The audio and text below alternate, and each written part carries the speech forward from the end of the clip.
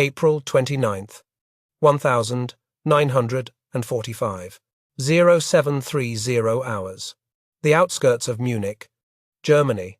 A freezing drizzle cuts through the thick pine forests of Bavaria, turning the dirt roads into a slurry of grey mud that sucks at the boots of the advancing infantry.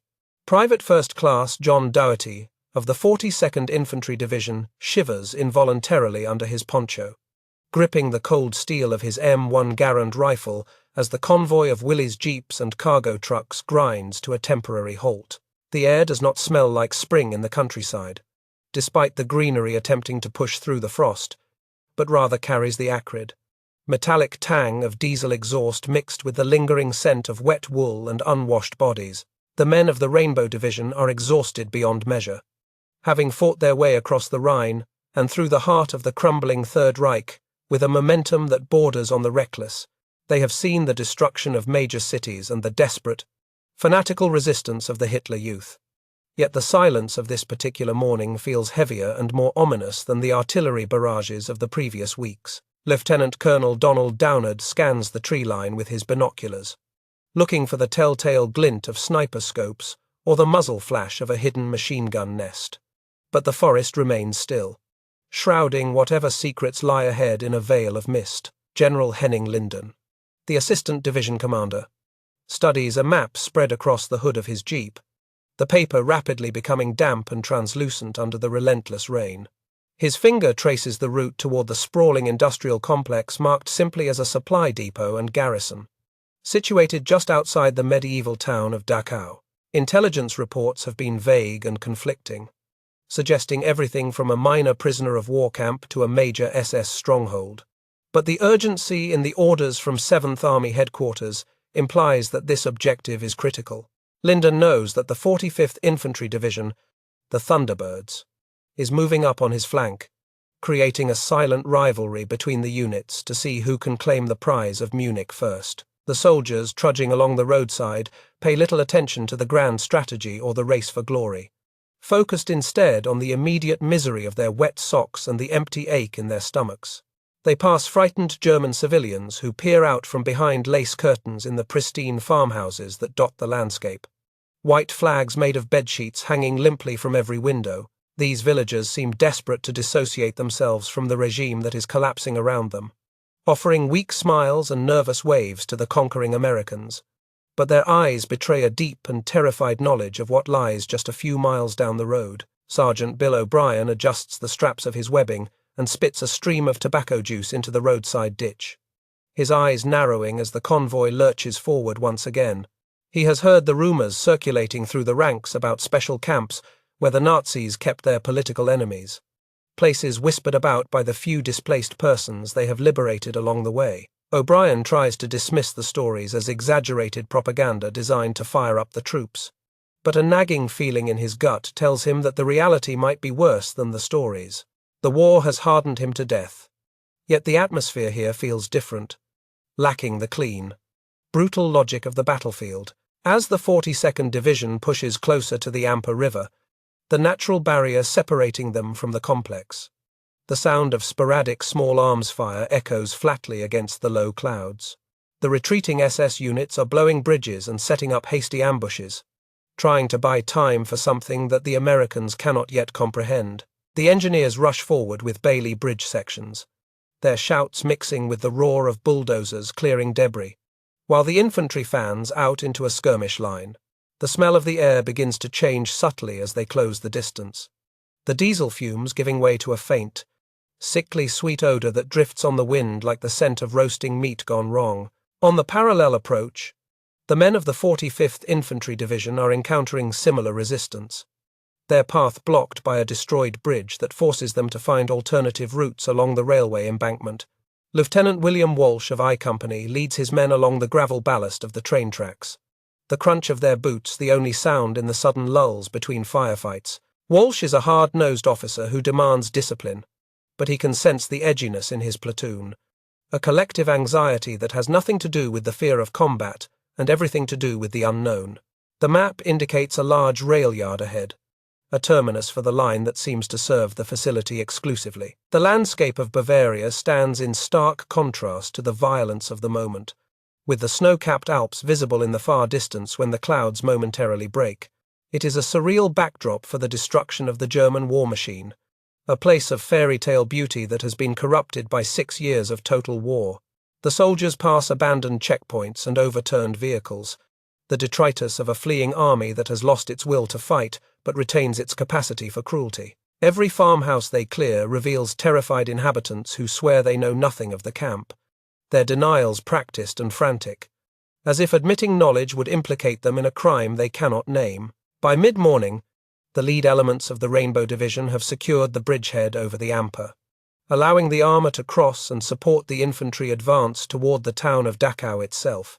The tanks rumble across the swaying structure, their 76mm guns traversing slowly to cover the buildings ahead, while the infantrymen trot alongside, using the steel beasts for cover. The town is eerily quiet, the shutters drawn tight, and the streets empty, save for the occasional stray dog scavenging among the rubble. It feels like a ghost town, populated by invisible spectres watching the Americans from the shadows, waiting for judgment to arrive on the tracks of the Sherman tanks. Suddenly, the radio crackles with a report from a forward scout team that has pushed ahead to the outskirts of the camp perimeter. They speak of a large, walled compound topped with guard towers, looking more like a fortress than a prison, surrounded by a moat and electrified fences. The description sends a ripple of unease through the command group, confirming that this is no ordinary POW-holding area but something far more significant and heavily fortified. General Linden orders the column to pick up the pace, sensing that the German garrison might be preparing to execute prisoners or destroy evidence before the Americans can intervene. As the unit commanded by Lieutenant Walsh moves along the railroad tracks, the vegetation begins to thin out, replaced by the harsh, angular lines of industrial buildings and barbed wire. The smell that was faint miles back has now become an overpowering stench that gags the soldiers and makes their eyes water. A mix of decomposition, excrement, and burning chemicals. It is a physical wall of odor that hits them before they even see the source, causing seasoned veterans to falter in their steps and cover their faces with handkerchiefs or scarves. They look at each other with confusion and dawning horror, realizing that the rumors they dismissed were likely pale reflections of the truth. The noise of battle has faded behind them, replaced by a heavy, suffocating silence that hangs over the rail yard like a shroud. The tracks ahead are occupied by a long line of boxcars, sitting motionless on the siding, their sliding doors shut tight against the elements. It looks like a supply train abandoned by the retreating Germans, perhaps filled with munitions or equipment that never made it to the front lines. Walsh signals for his men to spread out and approach the train with caution, weapons raised, expecting an ambush from inside the cars or from the surrounding woods. Private First Class Doherty, now separated from his main unit and moving with a flank patrol, finds himself walking through a pristine pine grove that borders the facility. The juxtaposition of the serene forest and the stench is disorienting, creating a cognitive dissonance that makes him feel as though he has stepped into a nightmare. He sees a discarded SS tunic lying in the mud, stripped of its insignia, a sign that the guards are shedding their identities in a desperate bid to blend in with the Wehrmacht or the civilian population. The enemy is dissolving before their eyes, leaving behind only the consequences of their actions. The command to investigate the train comes down the line, and the soldiers inch closer, their boots crunching loudly on the gravel. There is no sound from inside the cars, no cries for help, no movement, just the dripping of rain off the rusted metal roofs. The tension is palpable, a tight wire stretched to the breaking point, as the men wonder what kind of supplies would be left unguarded so close to a major installation. They are prepared for soldiers, for grenades, for booby traps, but their minds cannot conjure the reality of what awaits them behind those wooden slats. As the first soldier reaches the sliding door of the rear car, he pauses, looking back at Lieutenant Walsh for confirmation, his hand trembling slightly on the latch. Walsh nods, his face grim, and the soldier heaves the door open, the rusty rollers screaming in protest against the silence of the morning. The dark interior of the car is initially impenetrable to eyes adjusted to the grey daylight, But as the light floods in, the shapes begin to resolve. The soldiers stand frozen, their breath caught in their throats, as the true nature of the cargo reveals itself, marking the end of the war they thought they knew, and the beginning of a descent into hell. The rusty iron door grinds open with a screech that sounds like a scream, revealing a darkness that initially refuses to yield its secrets to the grey morning light. The soldier who pulled the latch stumbles backward, his boots slipping on the wet gravel, his face draining of all colour as the contents of the boxcar spill into view. It is not ammunition, nor rations, nor the machinery of war that fills the cavernous wooden interior, but a tangled, chaotic mass of human forms. Dozens of bodies are intertwined in a grotesque sculpture of death, their limbs frozen in the final, desperate struggle for air and space. Stacked atop one another like discarded cordwood in a winter storehouse, Lieutenant William Walsh steps forward, his hand instinctively gripping the receiver of his carbine. Though there is no enemy here to shoot, he stares into the gloom, his mind struggling to process the visual data that contradicts every rule of civilized existence he has ever known. These are not soldiers killed in the heat of battle. They are skeletons wrapped in translucent, papery skin, clad in ragtag civilian clothes and striped uniforms that hang loosely on their emaciated frames. Their eyes are open, staring vacantly at the Bavarian sky. Mouths agape in silent cries that were never heard by the guards who locked them inside these rolling coffins weeks ago. The smell that had been a nuisance a mile back is now a physical assault, a dense, suffocating miasma of decomposition and filth that coats the throat and lungs. Several of the hardened infantrymen, men who have endured the hedgerows of Normandy and the freezing foxholes of the Ardennes, turn away and vomit violently onto the train tracks. There is no shame in their reaction, only a collective, visceral rejection of the atrocity before them.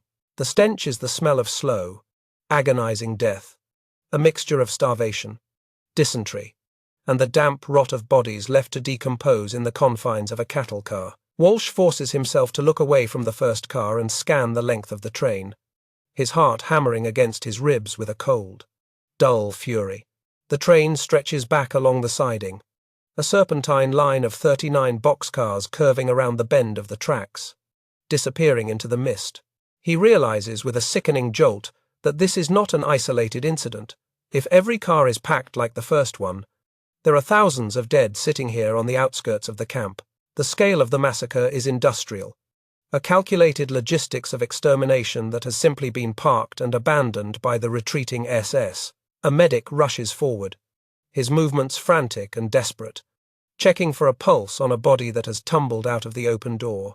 He presses his fingers against the neck of a man whose face is a mask of soot and sorrow, but he pulls his hand back quickly, shaking his head at the lieutenant. There is no life here, only the cold stiffness of rigor mortis, suggesting that these men and women have been dead for days, perhaps dying of exposure and hunger, while the train sat motionless on the tracks. The silence of the victims is deafening, drowning out the distant rumble of artillery and the shouts of the soldiers further down the line. Private First Class Doherty, who had wandered through the pristine woods just moments before, now stands paralyzed by the side of the track, his rifle hanging limply at his side. He looks at the face of a corpse near his feet, a young man not much older than himself, whose bony fingers are still clutching a crust of mouldy bread. The intimacy of the detail shatters Doherty's composure, and tears stream unbidden down his cheeks, mixing with the rain and the grime of the march.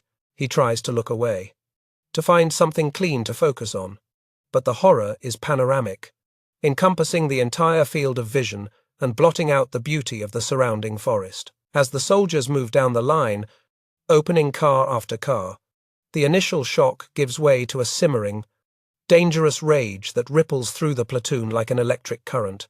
They see bodies riddled with machine gun bullets, evidence that some of the prisoners had tried to escape or were simply executed for sport by the guards before they fled.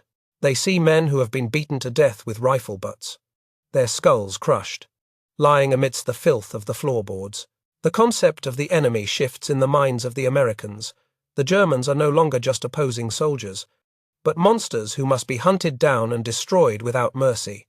Lieutenant Walsh moves with a rigid, mechanical gait, his eyes scanning the surrounding buildings for any sign of the perpetrators. He knows that the men who did this cannot be far away, that the camp garrison is just a few hundred yards beyond the rail yard. The discipline of the 45th Infantry Division is legendary. But Walsh can feel the fraying edges of his own control, a desire for vengeance that threatens to override his training as an officer. He looks at his men and sees the same dark transformation mirrored in their eyes. A silent pact that the rules of war may no longer apply in this place. General Henning Linden and his staff arrive at the siding shortly after, their jeeps skidding to a halt in the mud near the lead locomotive. The general steps out, his face setting into a mask of stone as he takes in the magnitude of the scene, his polished boots stepping carefully around the bodies that litter the embankment. He exchanges a brief, grim look with Walsh. No words necessary to convey the shared understanding that the mission has fundamentally changed. This is no longer a liberation, it is a crime scene investigation on a massive scale, and they are the first witnesses to a genocide that the world has refused to believe. A photographer from the Signal Corps moves among the cars, his camera clicking rhythmically, capturing the images that will soon horrify the world. He frames a shot of a tangled pile of limbs protruding from a doorway, the black and white film destined to become the irrefutable proof of Nazi barbarism. The soldiers watch him work with a mixture of resentment and gratitude. They hate that this reality exists to be photographed, but they know that if it is not documented, no one back home in Oklahoma or New York will ever comprehend what they found here. The shutter clicks are the only sharp sounds in the heavy, damp air. Further down the line, a sergeant discovers a single car where the doors were not locked, but the occupants were too weak to climb out. He shines his flashlight into the gloom and sees eyes that still hold a flicker of life, tracking the beam of light with a desperate, animalistic hope. He shouts for the medics, his voice cracking, and a team scrambles over the ballast, carrying stretchers and canteens of water. This tiny spark of survival amidst the ocean of death only serves to highlight the tragedy, emphasizing the thousands who perished just inches from freedom. The discovery of the train acts as a psychological threshold for the men of the 45th and 42nd Divisions, a point of no return from which they can never truly go back. The combat fatigue and cynicism of the past months evaporate, replaced by a crusader's zeal that is both noble and terrifying in its intensity. They check their weapons with renewed purpose, slamming fresh magazines into their rifles, their fingers itching on the triggers. They are no longer tired. They are fueled by an adrenaline born of pure moral outrage, a need to confront the architects of this nightmare. Walsh gathers his squad leaders, his voice low and tight, struggling to keep the tremor of emotion out of his commands as he points toward the high brick walls in the distance. He tells them to stay sharp, to watch the windows, to expect resistance. But his eyes tell them something else entirely. He tells them that whatever they find inside the complex, whatever targets present themselves, he will not second-guess their judgment. It is a dangerous looseness in the chain of command, a silent permission slip for retribution that hangs unspoken in the cold air between them. The rain begins to fall harder, washing the soot from the roof of the train cars and creating rivulets of dark water that run down the sides like black tears. The soldiers turn their backs on the death train, leaving the silent testimony of the two. 300 dead behind them as they advance toward the main gate of the Dachau concentration camp. The gravel crunches under their boots, sounding like the breaking of bones. As they march toward the confrontation that awaits them, the silence of the train is left behind, but the scream of it echoes in their minds, a haunting prelude to the madness that is about to unfold within the wire. The path from the rail yard leads directly to the outskirts of the SS garrison, a sprawling complex of barracks and administrative buildings that sits adjacent to the prisoner compound. The soldiers move in a spread-out combat formation, using the terrain for cover, their eyes scanning for the grey uniforms of the SS. Every shadow looks like a threat, every movement in the brush a potential ambush.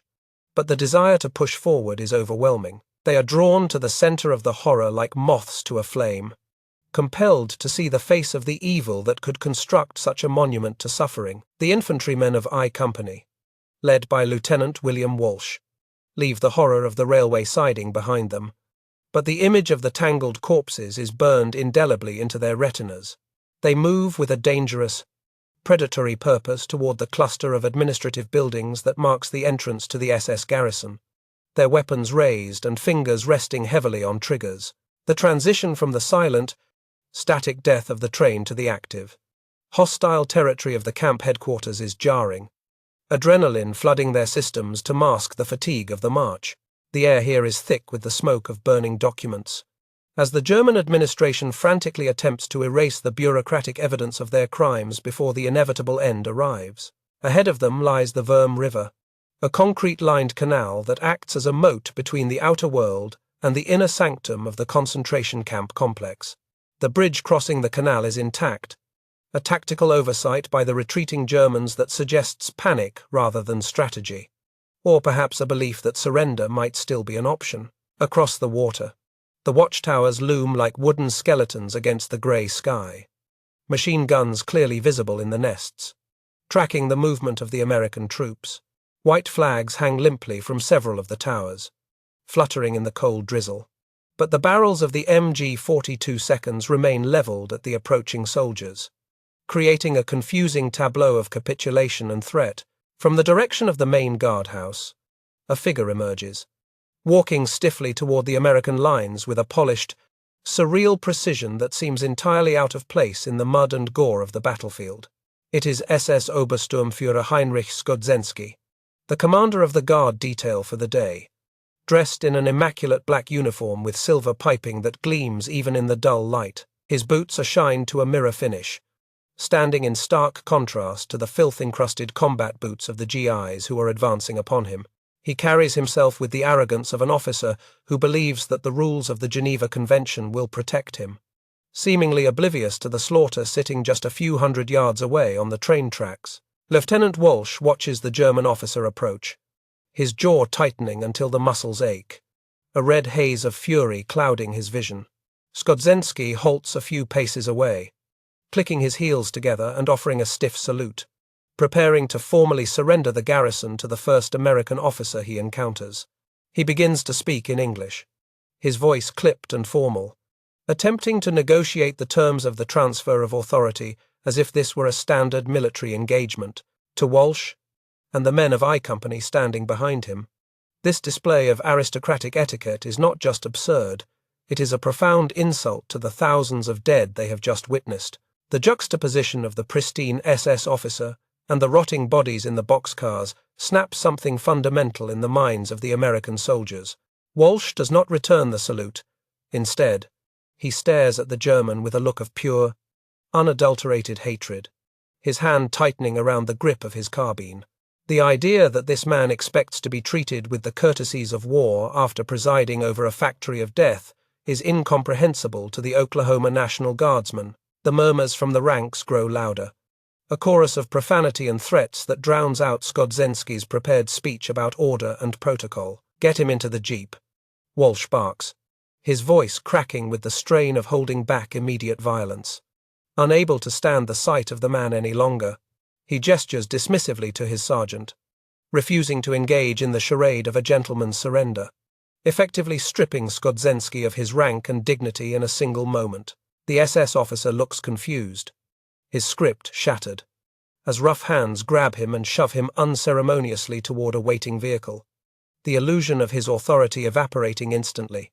He is no longer a commandant, he is merely a prisoner, and a precarious one at that, in the hands of men who have lost their capacity for mercy. Meanwhile, chaos is erupting near the main gatehouse, known as the Jurhaus, where elements of the 42nd Rainbow Division are arriving from the opposite direction.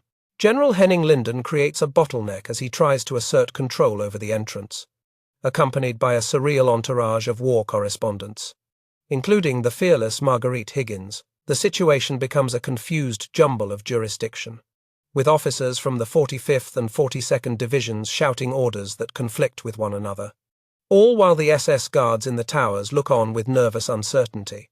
The chain of command is dissolving under the pressure of the convergence, leaving individual platoon leaders to make life or death decisions in a vacuum of authority. Suddenly, the crack of a rifle shot splits the air, though in the confusion, no one can say for certain who fired first or from where the round originated.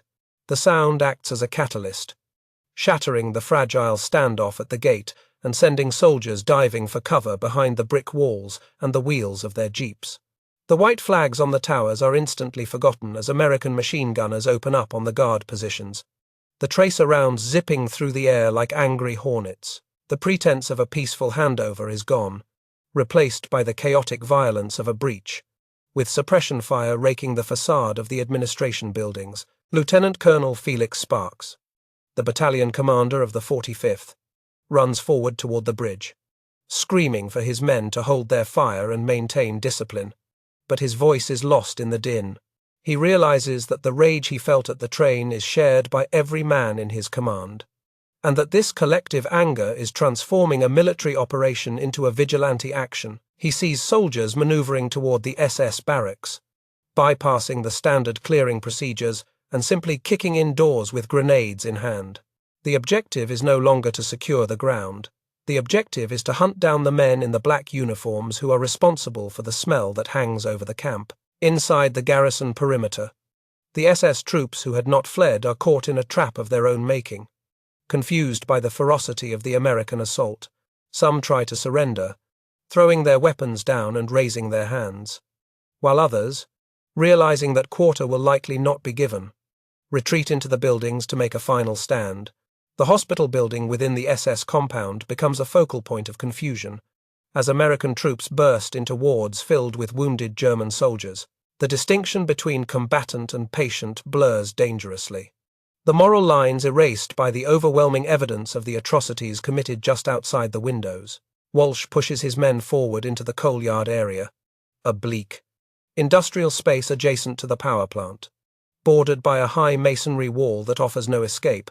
They round up a group of SS men who have been flushed out of the headquarters building, their hands clasped behind their heads, terror finally replacing the arrogance in their eyes. The Americans herd them roughly against the wall, shouting commands that the Germans scramble to obey. Sensing that their lives hang by a thread, the tension in the coal yard is palpable, a physical weight that presses down on the chest, as the victors and the vanquished stand face to face in the mud. Back at the main gate, the Arbeit macht frei slogan wrought in iron stands as a grim mockery of the liberation taking place beneath it. The heavy wooden gates are battered but still closed, separating the main prisoner compound from the SS garrison where the fighting is currently focused. Through the gaps in the fence and the windows of the gatehouse, the inmates watch the battle unfold with a mixture of hysteria and disbelief. They see their tormentors running for their lives, stripping off their uniforms, and being dragged from hiding holes. A reversal of the natural order that seems impossible to comprehend. General Linden is still arguing with the officers of the 45th near the bridge, the interdivisional rivalry creating a dangerous distraction from the tactical situation. He demands entry to the camp for his newspaper reporters, eager to document the liberation, while Sparks insists on securing the area first to prevent a massacre. This clash of egos and priorities creates a vacuum of leadership at the most critical moment, leaving the angry, exhausted soldiers at the coal yard to determine the fate of their prisoners without supervision. The structure of the army is fraying, unable to contain the enormity of the emotion released by the sights and smells of Dachau. As the shooting intensifies near the towers, the discipline of the 45th Division, usually ironclad, begins to fracture completely under the strain. Soldiers who have carried chocolate bars for French children and shared rations with Italian refugees now look at the Germans with cold, dead eyes. They are remembering the faces in the boxcars, the children's shoes in the piles they have heard about, the sheer industrial scale of the suffering. The concept of justice has shifted from a legal process to something immediate and terminal, delivered by the barrel of an M1 Garand. The stage is set in the coal yard. The actors in place for one of the most controversial moments of the war in Europe. The SS prisoners line the wall, shivering in the rain, while the American machine gunners set up their tripods on the wet ground, their movements jerky and aggressive. There is no judge here, no jury. Only a group of young men from Oklahoma and Texas who have seen too much and have traveled too far to let the monsters walk away. The air crackles with the static of impending violence, a thunderclap waiting to happen, as the war in Europe culminates not in a treaty, but in a final, bloody reckoning. The masonry wall of the coal yard rises high and grey against the weeping sky, forming a dead-end enclosure that smells of wet ash and impending violence. Roughly 50 German soldiers are lined up against the bricks, their hands clasped tightly behind their necks, their boots sinking into the black slurry of the ground. Most of them are wearing the field grey of the Waffen-SS, the elite troops charged with the camp's security, though a few are clad in the motley remnants of Wehrmacht uniforms. Swept up in the dragnet of the garrison's collapse, they shiver uncontrollably, not just from the biting cold of the Bavarian spring, but from the terrifying realization that the rules of warfare they relied upon have dissolved. They look out at the line of American infantrymen facing them and see no mercy, only a reflection of the horrors lying in the boxcars a few hundred yards away. Lieutenant William Walsh paces nervously behind the line of his men, his demeanor radiating a frantic, dangerous energy that unsettles even his own sergeants. He is a man pushed past the brink of endurance, his moral compass demagnetized by the sheer magnitude of the atrocity he has witnessed at the rail siding. In his mind, these men standing against the wall are not prisoners of war entitled to the Geneva Convention. They are the architects of a slaughter, monsters who have forfeited their right to exist. He shouts orders that are sharp and jagged, positioning a machine gun team directly in front of the huddled Germans. The heavy, 30 caliber barrel pointing ominously at the center of the group. The air is thick with a tension so palpable it tastes like ozone. A static charge building before the lightning strike. Private First Class Jack Bushyhead, a Native American soldier from Oklahoma, crouches behind the M1919 machine gun, his hands resting on the spade grips, his eyes locked on the targets before him. He can hear the heavy breathing of the men around him, the clicking of safety catches being disengaged on M1 rifles, the shifting of weight on tired legs. The Germans begin to murmur among themselves, a ripple of panic moving through the line as they realize the Americans are not preparing for a transport, but for an execution. One of the SS officers starts to step forward, perhaps to protest, perhaps to beg, his mouth opening to shout something that is lost in the rising wind. The movement is slight, but in the charged atmosphere of the coal yard, it is the spark that ignites the powder keg. Let them have it, a voice screams out, though later no one will be able to say with absolute certainty who gave the order, or if it was simply a collective expulsion of rage. The machine gun roars to life, a deafening, rhythmic hammering that echoes off the brick walls of the power plant, spitting a stream of brass casings into the mud. The line of German soldiers disintegrates under the impact of the heavy rounds, bodies jerking violently as they are slammed back against the masonry. The cracking of rifles joins the chorus, the infantrymen pouring fire into the mass of falling men, venting the trauma of the morning through the barrels of their weapons. It is a moment of pure, unadulterated fury, a suspension of military discipline in favor of a primal, bloody justice. Lieutenant Colonel Felix Sparks, the battalion commander, is occupied near the main gate when the sudden roar of the machine gun cuts through the ambient noise of the liberation. His head snaps toward the coal yard, his combat instincts instantly recognizing the distinctive sound of an American weapon firing on fully automatic. He realizes with a sinking heart that his orders to hold fire have been ignored, and he breaks into a run, sprinting toward the source of the shooting. He dashes past startled soldiers and bewildered inmates, his pistol in his hand, driven by a desperate need to stop the massacre before it stains the honor of his unit forever. The seconds it takes him to cross the distance feel like hours, each gunshot a hammer blow to his authority. Sparks bursts into the coal yard just as the firing begins to taper off, the machine gunner pausing to reload, or perhaps stunned by the carnage he has unleashed. The scene is a charnel house. A tangled pile of grey uniforms lies at the base of the wall, blood mixing with the coal dust to form a dark, viscous river. Some of the Germans are dead, their bodies shattered, but others are writhing in agony, crying out for mothers who cannot hear them. Sparks rushes the machine gun position, shouting at the top of his lungs, and kicks the gunner violently in the back, knocking him away from the weapon. He stands over the soldier, his face purple with rage, demanding to know what the hell is happening, his presence momentarily stunning the men back into obedience. They tried to get away. "Colonel," one of the soldiers stammers, pointing vaguely at the pile of bodies, his voice devoid of conviction. Sparks looks at the dead and dying men, seeing clearly that they were cut down where they stood, trapped against a wall that offered no escape route. He knows it is a lie, a flimsy justification for a war crime. But he also looks into the eyes of his men and sees the haunted, vacant stare of soldiers who have seen too much evil to care about the rules. He is the commander. But in this moment, he is standing alone against a tide of righteous vengeance that has swept through his ranks. He orders the medics to attend to the wounded Germans, a command that is met with hesitation and sullen glares. The surviving SS guards, those who were shielded by the bodies of their comrades, or who dropped to the ground before the bullets found them, are trembling violently, their hands still clutched over their heads. They look at Sparks as if he is a savior, their eyes wide with the terror of men who have peered into the abyss and been pulled back at the last second. The Americans stand around them, rifles lowered but not safetied, their chests heaving, the adrenaline slowly draining away to leave a cold, hollow feeling in their guts. The silence returns to the coal yard, heavier than before, broken only by the groans of the wounded and the hiss of the rain on the hot barrel of the machine gun. This incident, which will later be known as the Dachau reprisals, marks the absolute nadir of discipline for the liberators, a moment where the moral high ground was lost in the mud of the coal yard. It captures the complex, messy reality of the war's end, where the clear lines between good and evil are blurred by the sheer emotional weight of the Holocaust. These young American boys, raised on Sunday school lessons and the Boy Scout oath, found themselves transformed into executioners by the environment of the camp.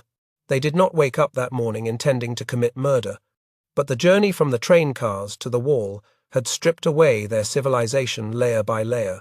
While the drama unfolds in the coal yard, other isolated incidents of violence are flaring up across the sprawling complex, driven by the same infectious rage.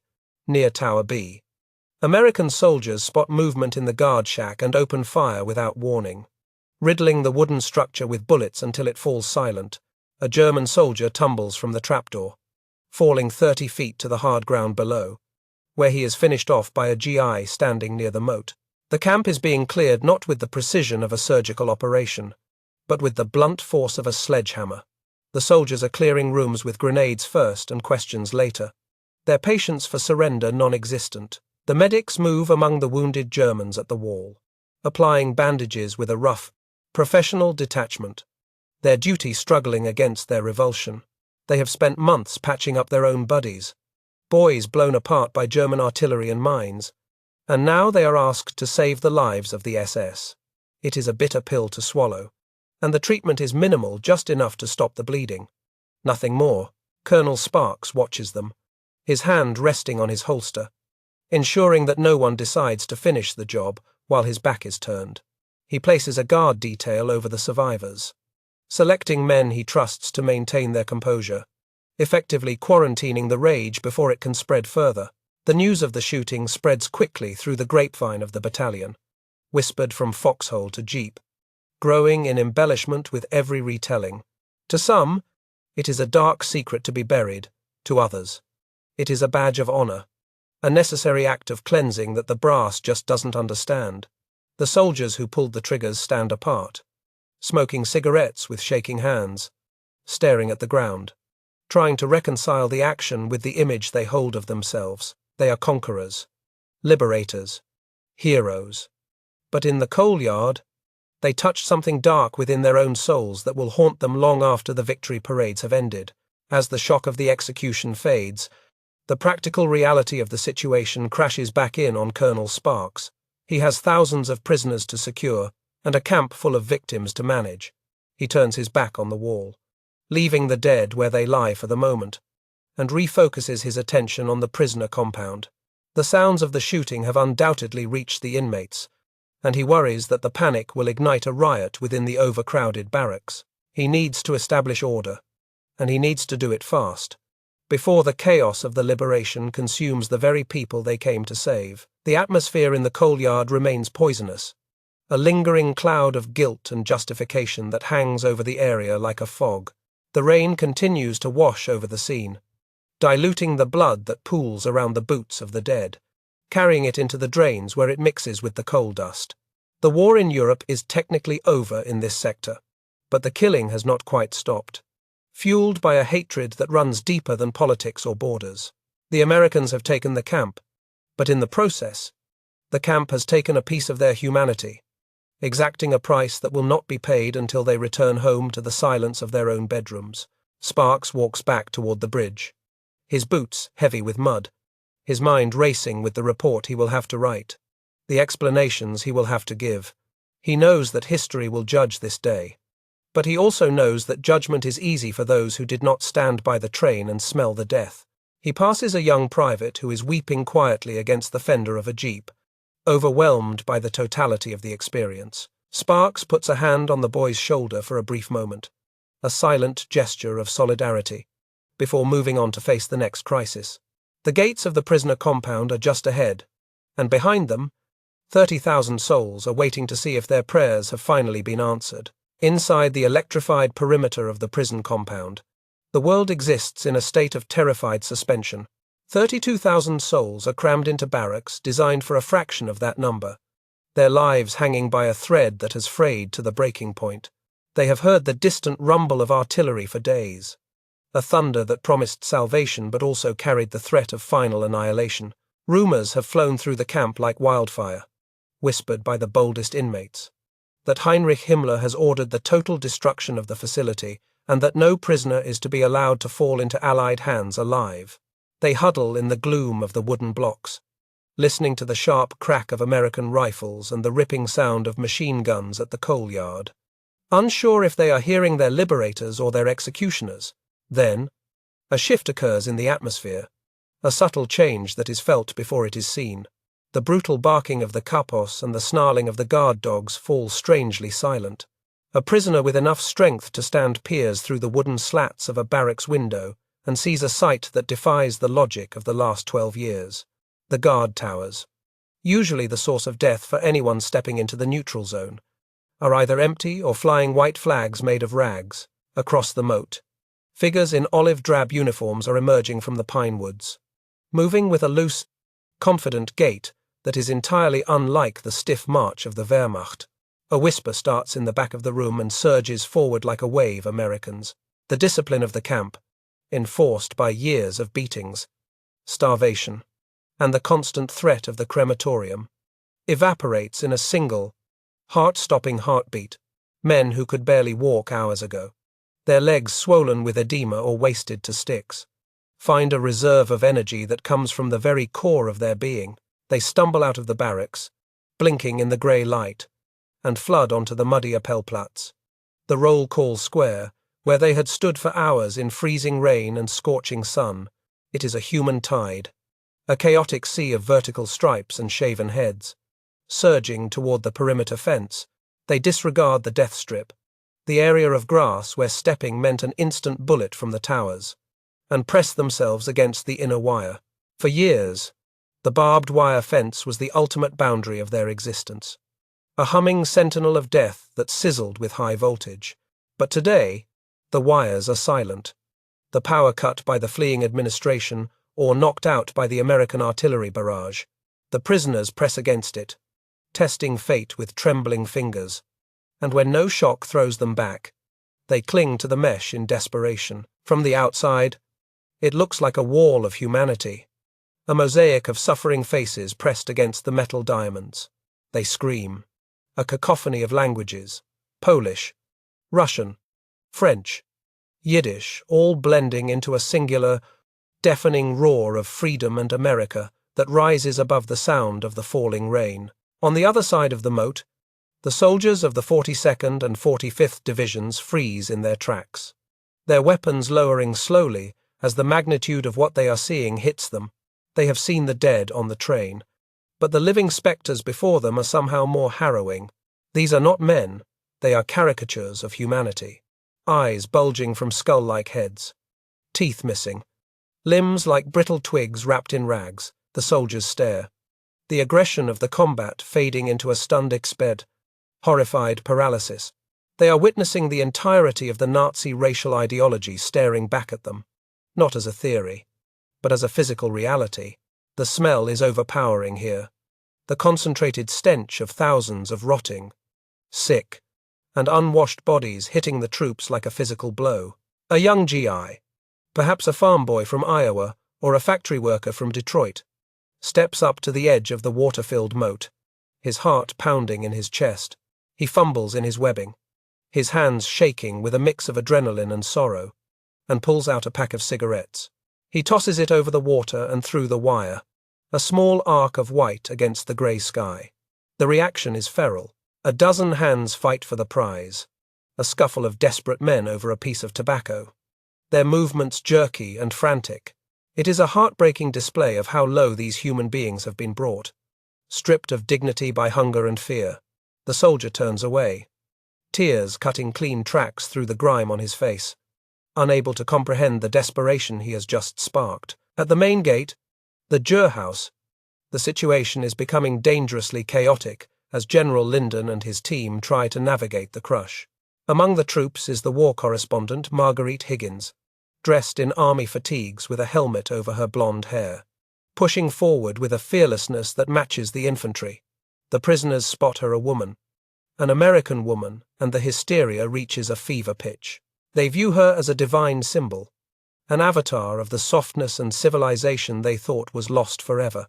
They reach through the iron bars, stretching their arms to the breaking point, trying to touch her uniform, trying to verify that she is real and not a hallucination of their starving minds. The pressure of the crowd against the fence becomes a tactical hazard, the sheer weight of thousands of bodies threatening to trample those in the front or collapse the barrier entirely. American officers scream at the prisoners to move back, waving their arms and firing warning shots into the air. But the barrier of language and emotion is too thick to penetrate. The inmates are drunk on the concept of freedom, their collective psychology snapping after years of repression. They weep openly, grown men sobbing like children, hugging each other, kissing the muddy ground, and lifting their faces to the rain as if it were a baptism. It is a scene of biblical proportions, a resurrection of the dead taking place in a muddy field in Bavaria. Overcome with pity, the soldiers begin to empty their pockets, ignoring the orders of their officers to conserve rations. They throw K-ration tins, chocolate bars, and crackers over the wire, thinking they are helping. It is an act of mercy that turns instantly tragic. The digestive systems of the prisoners have atrophied from years of starvation. They cannot handle the rich, fatty food of the American army. Some gorge themselves immediately, only to collapse in agony moments later, their bodies violently rejecting the sudden influx of calories. The medical officers rush forward, shouting at the troops to stop, explaining that the food will kill them just as surely as a bullet. It is a cruel, bitter irony that their first act of kindness brings more pain to the survivors. Among the sea of faces at the wire, individual tragedies and triumphs stand out with piercing clarity. A man in a striped cap stands silently near a fence post, holding a small, handmade American flag he has hidden in his mattress for months, waiting for this exact moment. He does not scream or fight for food, he just weeps quietly, waving the crude little banner back and forth. Another prisoner points to the yellow star sewn onto his chest and then to the sky, a gesture of survival against the odds. The soldiers see these details, the glasses held together with wire, the wooden clogs, the festering sores on their legs, and the anonymity of the victim is replaced by the crushing reality of the individual. Inside the wire, the power dynamic shifts with terrifying speed as the inmates realize the guards are no longer in charge. A few SS men who failed to escape or were trying to hide in the towers are identified by the sharp eyes of the prisoners. The mob turns on them with a ferocious, pent-up energy. There is no trial here, only the rage of 10,000 nightmares unleashed at once. The Americans watch helplessly from across the moat as a guard is dragged down by a swarm of emaciated figures. Fists and feet rain down, weak blows individually, but lethal in their sheer quantity. The soldiers shout for order, but they do not shoot to stop it. They understand, on a primal level, that this is a debt being collected. General Linden stands at the gate, his face a mask of conflict as he surveys the scene. He needs to enter the camp to secure it, but he knows that opening the gates might release a flood of typhus and chaos into the surrounding countryside. He orders the guards to keep the prisoners contained for their own safety and for immediate medical triage. The inmates do not understand this logic. To them, the closed gate still means prison, regardless of who holds the key. They chant, "Open, open," in a dozen languages, pressing against the iron. It is a tense standoff between the cold logic of military hygiene and the burning emotional need for liberation. Lyndon realizes he is technically the jailer now, a position he detests with every fiber of his being. More troops from the 42nd Division arrive, bringing with them a semblance of structure to the perimeter. They line up along the fence, guns facing outward to protect the camp from any returning SS, but also inward to contain the population.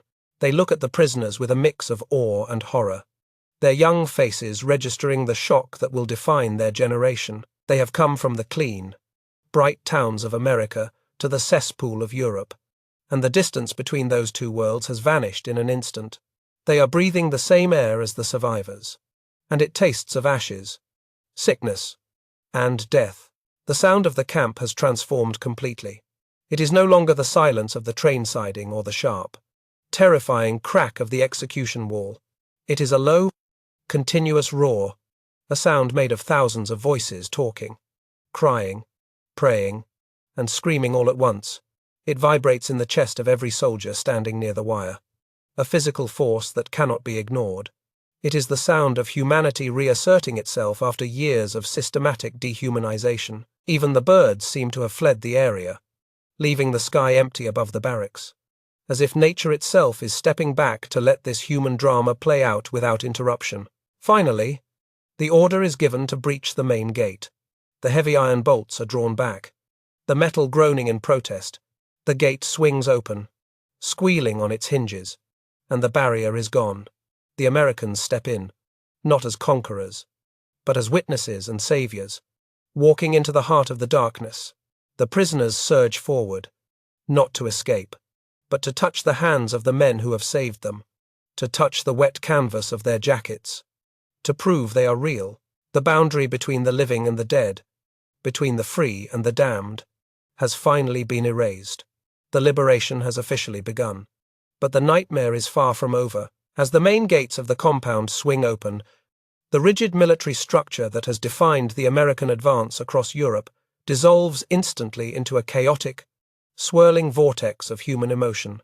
The soldiers of the 42nd Rainbow Division step into the Appelplatz, the vast roll call square, and are immediately swallowed by a sea of 30,000 prisoners. The noise is a physical assault, a deafening roar of babbling voices, weeping, and screams that drowns out the shouted orders of the officers. General Henning Linden finds himself at the center of this maelstrom, his command group jostled and shoved by skeletal figures desperate to touch the fabric of their liberators' uniforms. The air is thick with the dust kicked up by thousands of shuffling feet, mixing with the pervasive stench of typhus and death to create a suffocating, grey haze. The initial euphoria of liberation rapidly curdles into something darker and more primal as the shock of freedom wears off and the thirst for retribution takes hold. The prisoners, who have been starved, beaten, and dehumanized for years, suddenly realize that the power dynamic has inverted completely. Eyes that were once cast down in submission now dart around the compound with predatory intensity, searching for the kapos, the prisoner functionaries who had collaborated with the SS in exchange for extra rations. A cry goes up from a group of Russian inmates near the canteen, a guttural shout of recognition that acts as a signal fire for the mob. The hunt has begun, and the camp is transforming from a prison into a hunting ground. Near the maintenance building, a capo is spotted trying to blend in with the general population. Having stripped off his armband and donned a tattered coat, he is recognized by a group of Polish survivors who remember the brutality of his baton all too well. They descend upon him with the ferocity of a pack of wolves, their emaciated bodies finding a terrifying strength in their collective rage. There are no weapons, only fists, wooden clogs, and stones scavenged from the mud. But it is enough. The American soldiers standing nearby watch in stunned silence, their rifles held across their chests. Paralyzed by the moral complexity of the moment, they know they should stop the violence. But the memory of the train cars makes them hesitate. their own desire for justice warring with their duty to maintain order. The violence spills over to the Würm River Canal, the moat that separates the prisoner barracks from the SS garrison, where several German guards are attempting a desperate escape. They plunge into the freezing water, hoping to swim to the far bank and disappear into the woods. But they are spotted by the inmates patrolling the edge. A few American GIs, caught up in the contagion of the moment or perhaps still seething from the coal yard incident, raise their rifles. The crack of gunfire echoes across the water, and the water around the swimming guards turns a dark, rusty red. It is a scene of utter lawlessness, a breakdown of civilization where the water, the land, and the air all seem saturated with vengeance. General Linden struggles to reassert control, shouting into his radio for reinforcements, realizing that his small force is woefully inadequate to police a city of 30,000 traumatized souls.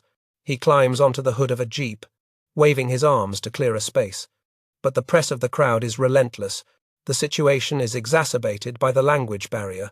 Commands given in English are met with blank stares or misinterpreted as encouragement. He orders his men to fire warning shots into the air, the sharp reports momentarily stunning the crowd into silence. But the calm is fragile and fleeting. Linden knows that if the mob decides to rush the gate in force, his men will be trampled, and the typhus epidemic raging inside will spill out into the Bavarian countryside. Amidst the anarchy, small pockets of humanity struggle to assert themselves against the tide of violence. A Catholic priest, himself a prisoner with the red triangle of a political dissident on his uniform, moves through the crowd, praying over the dying and trying to calm the living. He places a hand on the shoulder of a man beating a fallen guard, whispering words of forgiveness that seem alien in this landscape of hatred. The man pauses, his fist raised, looking at the priest with wild, unseeing eyes, before collapsing into sobbing convulsions. These vignettes of mercy are rare islands in a storm of retribution, but they serve as a reminder that the Nazi attempt to completely destroy the human spirit has not been entirely successful. The breakdown of order is not just physical but administrative. As the internal hierarchy of the camp collapses, the various national committees groups, formed secretly by prisoners to maintain underground organization, emerge from the shadows to try and take charge. The International Prisoner Committee, led by communists and socialists who had maintained tight discipline underground, attempts to set up a perimeter and police their own people. They argue with the Americans, demanding arms to guard the camp themselves, a request that the US officers flatly deny. The friction between the liberators and the liberated grows, a tension born of the Americans' inability to distinguish between the political factions and the criminal elements within the inmate population. Deep within the camp, a squad of soldiers from the 45th Division pushes past the barracks and discovers the crematorium area. Known as Baraki X, they walk through a manicured garden that seems grotesquely out of place, leading to a brick building that looks almost industrial. What they find inside shatters whatever composure they had managed to regain after the train siding. They find the gas chambers, disguised as showers with fake Maximize heads, and the ovens, still warm, filled with the charred remains of human beings. In a storage room adjacent to the ovens, bodies are stacked to the ceiling, waiting for a fire that never came because the coal ran out. The soldiers retch, backing out of the room, their minds unable to process the mechanized nature of the slaughter. As the afternoon wears on, the sky darkens, casting long, ominous shadows across the camp, and the fear of what nightfall might bring begins to set in. The Americans know that darkness will provide cover for further reprisals and make securing the perimeter nearly impossible. The officers order the setup of floodlights, scavenging generators from the SS garrison to illuminate the Appelplatz. The harsh, artificial glare cuts through the gloom, casting the skeletal figures of the prisoners in stark relief, making them look like a vast army of ghosts. The light does little to comfort the soldiers, who feel as though they are standing on the rim of a volcano that is rumbling with the pressure of a decade of suffering. Lieutenant Walsh, still reeling from the events at the coal yard, patrols the perimeter wire with his platoon, his face set in a grim mask. He sees the bodies of guards who were thrown into the moat by the inmates, floating listlessly against the concrete banks. He feels a strange numbness now, the rage having burned itself out to leave only a cold, hollow cynicism. He watches as a group of GIs passes around a bottle of liberated wine, drinking deeply to numb the senses, their laughter sounding jagged and hysterical. They are conquerors of a kingdom of ashes, and the victory feels less like a triumph and more like a burden they will have to carry for the rest of their lives. Medical teams from the 116th Evacuation Hospital finally managed to push their way through the clogged roads and enter the camp, bringing with them the first semblance of professional aid. They are appalled by the conditions, the sanitation having completely collapsed weeks ago. They see men dying of dysentery in the mud, too weak to move, while others pick through garbage heaps for scraps of food. The doctors and nurses, trained for battlefield trauma, are unprepared for the slow-motion attrition of starvation and disease. They set up triage stations, but they have to make brutal decisions about who can be saved and who is already too far gone, playing God in a place where God seems to have been absent for a long time. The longest hour of the liberation stretches into the evening, a time of suspended reality where the normal laws of cause and effect seem to have been suspended. The camp is a cauldron of conflicting narratives, the jubilation of survival, the agony of death, the fury of revenge, and the confusion of the new order.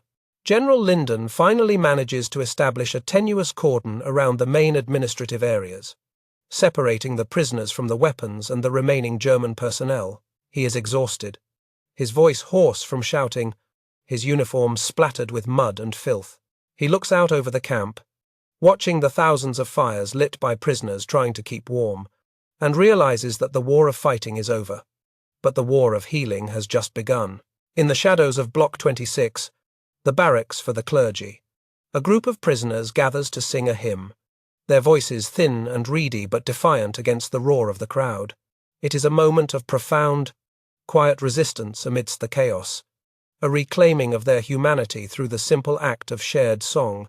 An American soldier, passing by on patrol, stops to listen, leaning against the wooden wall of the barracks. He doesn't understand the words, but he understands the melody, a mournful, haunting tune that speaks of sorrow and hope.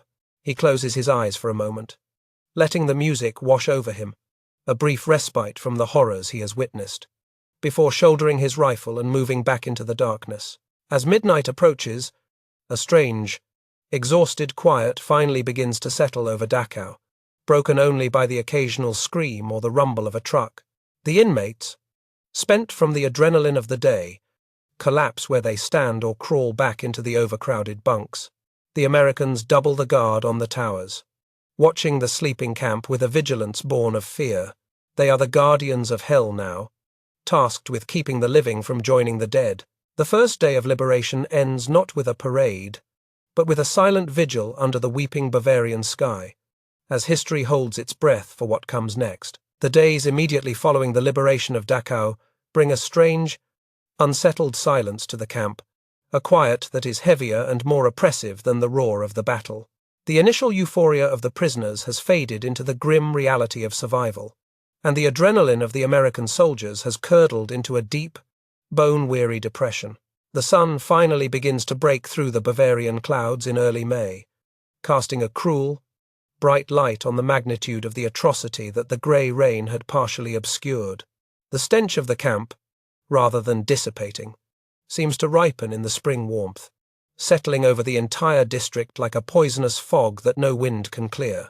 It is a time of reckoning, where the adrenaline of combat is replaced by the slow, agonizing work of trying to repair the irreparable. General Dwight D. Eisenhower, the Supreme Commander of the Allied Forces, issues a direct order that transforms the site from a battlefield into a classroom of horrors. He commands that every available American unit in the area, not just those who liberated the camp, be brought to Dachau to witness what they have been fighting against. He understands, with a prescience that will echo through history, that without eyewitnesses, the world might one day deny that this industrial slaughter ever happened.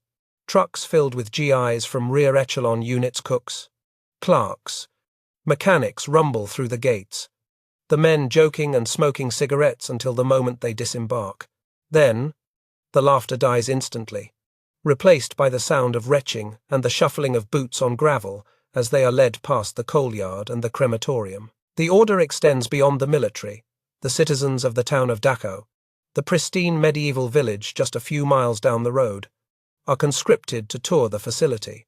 They arrive dressed in their Sunday best, the men in Tyrolean hats and the women in clean coats, looking as if they are attending a church social rather than a viewing of a charnel house. They hold handkerchiefs to their noses, their eyes wide with a mixture of fear and defensiveness, muttering to the soldiers and to each other that they knew nothing of what went on behind the walls.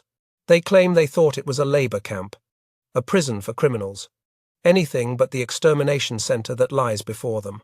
The American soldiers, their faces hard and unforgiving, do not accept these denials, prodding the civilians forward with the barrels of their rifles. The tour is a harrowing descent into the abyss for the townspeople, a forced confrontation with the consequences of their willful blindness. They are marched past the railway siding, where the death train still sits, the bodies now bloated and decomposing in the heat. They are made to look into the open doors of the ovens in Baracke X, where the charred remains of human beings are still visible on the grates. Some of the women faint and have to be carried by their neighbors. Others weep hysterically, covering their faces with their hands to block out the nightmare. The soldiers force them to look, shouting at them in broken German, demanding that they acknowledge the reality of the ash that has been falling on their gardens for years. Inside the camp, the medical crisis is reaching its peak as the typhus epidemic threatens to finish what the SS started. The 116th Evacuation Hospital arrives to take over the medical management, but they are overwhelmed by the sheer scale of the suffering. They set up triage centers in the barracks, segregating the sick from the healthy, spraying everyone with DDT powder to kill the lice that carry the disease. The doctors and nurses work 18-hour shifts, wading through filth and despair, trying to find veins in arms that look like dry sticks. Despite their heroic efforts, hundreds of prisoners continue to die each day, their bodies too ravaged by starvation to accept the help that has finally arrived. It is a bitter, grinding battle against death, fought without the glory of combat but with infinitely higher stakes. The disposal of the dead becomes a logistical nightmare that challenges the sanity of the engineering units assigned to the task. There are simply too many bodies to bury individually, and the risk of disease spreading to the troops and the town is too high to wait. Reluctantly, the order is given to use bulldozers to excavate massive trench graves in the fields surrounding the camp. The drivers of the heavy machinery tie bandanas soaked in gasoline around their faces to mask the smell as they push mounds of earth over the tangled limbs of the victims. It is a grim, mechanical process that strips the dead of their last shred of dignity. But it is a necessary evil to save the living. The image of the bulldozer blades moving the dead will haunt the operators for the rest of their lives. For the survivors, the displaced persons, the road back to humanity is a slow and treacherous path, fraught with psychological pitfalls. They are free, but they have no homes to return to, their families murdered, their communities erased from the map of Europe. They form committees to organize their own affairs, holding religious services in the very squares where they were once beaten for praying. The first Jewish service held after the liberation is a moment of shattering poignancy. The survivors wearing their striped uniforms and prayer shawls, reciting the Kaddish for the millions who did not live to see this day. They are the remnants of a destroyed world, trying to build a new identity from the ashes of the old. The soldiers of the 45th and 42nd Divisions are eventually rotated out of the line, leaving the occupation of the camp to fresh troops who did not witness the initial liberation. The combat veterans carry the invisible scars of Dachau with them as they head home, a trauma that has no name in 1945. They return to the farms of Oklahoma and the cities of New York, trying to reintegrate into a society that wants to celebrate victory, not dwell on horror. They find they cannot explain what they saw to their wives and mothers. The vocabulary of civilized life is insufficient to describe the piles of bodies and the smell of the ovens. Many of them will never speak of it again, locking the memories away in a dark corner of their minds, waking up screaming in the night for decades to come. As the months pass, the camp is transformed from a site of active suffering into a center for war crimes, investigations, and legal proceedings. The evidence gathered at Dachau, the meticulously kept death ledgers, the photographs of the experiments, The testimony of the survivors becomes the foundation for the Nuremberg trials. The bureaucracy of death that the Nazis created ultimately becomes the instrument of their own prosecution. The Dachau trials are held within the compound itself, a symbolic act of justice where the perpetrators are forced to stand judgment on the very ground where they committed their crimes. It is a sterile, legalistic end to a barbaric era, but it establishes the principle that following orders is no defense for genocide. The physical structures of the camp begin to change as the years go on. The wooden barracks are torn down to prevent the spread of disease, leaving only the concrete foundations as ghostly outlines in the gravel. The crematorium is preserved as a memorial, a brick oven standing in a manicured garden, a silent sentinel to the past. The sign Arbeit macht frei remains on the gate, no longer a cynical lie but a warning to future generations. The site becomes a place of pilgrimage, a museum of the Holocaust where visitors come to try and comprehend the incomprehensible. It stands as a scar on the landscape of Bavaria, a permanent reminder of how quickly civilization can collapse into barbarism. Decades later, the soldiers who liberated the camp begin to return, now old men with white hair, walking slowly through the memorial site with their grandchildren. They look at the photos in the museum and see their younger selves staring back, faces grimy and hardened by war. They meet with the survivors they saved, men and women who went on to have children and careers, living lives that were stolen and then returned to them. These reunions are tearful and awkward, bridged by a shared trauma that transcends language and culture. The liberators realize that their legacy is not just the battles they won, but the generations of life that exist because they opened the gates on that rainy April morning. The story of Dachau does not end with the closing of the camp or the burial of the last victim. It continues as a moral imperative for the world. The phrase, "never again," is born here, in the mud and the blood of the concentration camps, a promise made by humanity to itself. It is a promise that is tested time and again in the decades that follow. In Cambodia, in Rwanda, in Bosnia, proving that the lessons of Dachau are easily forgotten. The documentary ends not with a resolution, but with a question posed to the viewer, a challenge to recognize the signs of hatred and intolerance before they lead back to the rail yards and the gas chambers. As the camera pulls back for the final shot, it rises above the memorial site, showing the geometric layout of the camp, the rows of foundations stretching out like a vast cemetery. The green fields of Bavaria surround the compound, the beauty of nature reclaiming the land, but the scar remains visible, a grey wound in the heart of Europe. The sound of the wind in the poplar trees replaces the narration, a lonely, whispering sound that carries the voices of the 40,000 who died there. The screen fades to black, leaving only the silence, a silence that demands to be filled not with words, but with remembrance and vigilance.